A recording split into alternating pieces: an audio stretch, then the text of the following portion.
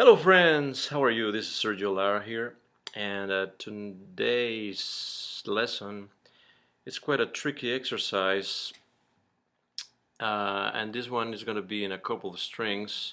So, what is called alternate picking on adjacent strings. So you have on this, and it's based on a great lick that was inspired by John McLaughlin and Paco de Lucia in a concert, and they do this together, and it's just incredible. You can harmonize it. I'm going to show you the three different positions, and the interesting part is that they're harmonies to each other within those same chords. So I hope you enjoy it. If you have any questions, just let me know. Um, it's quite tricky, and it's in 3/4, so it's a little different, but I'll leave you all the notes. And thanks again for your comments, and please subscribe to the channel and give me a nice like on it, okay? And we'll see you soon on another video. Enjoy it. Thanks.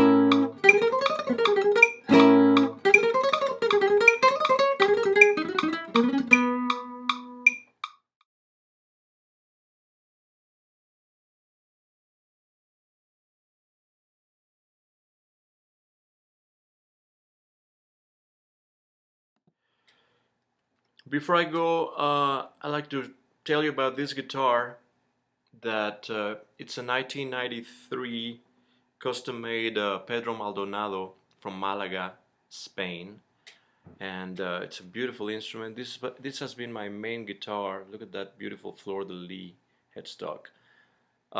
Since I commissioned it back in '93, it's been on many records.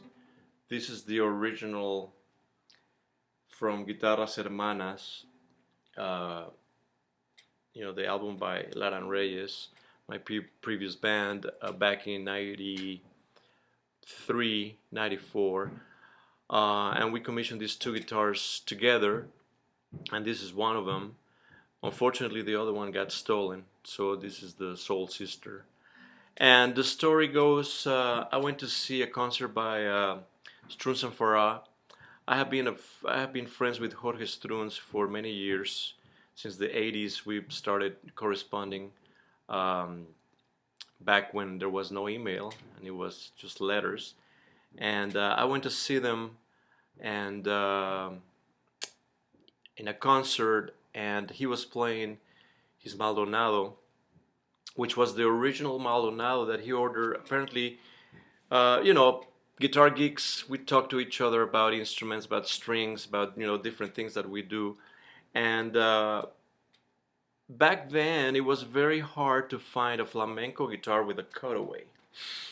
And we've been looking for different ones. I was playing back then. I was playing a Takamine cutaway model, and I was playing also an Ovation cutaway, mainly because they're great instruments for very practical for traveling, and they have built-in preamps and electronics.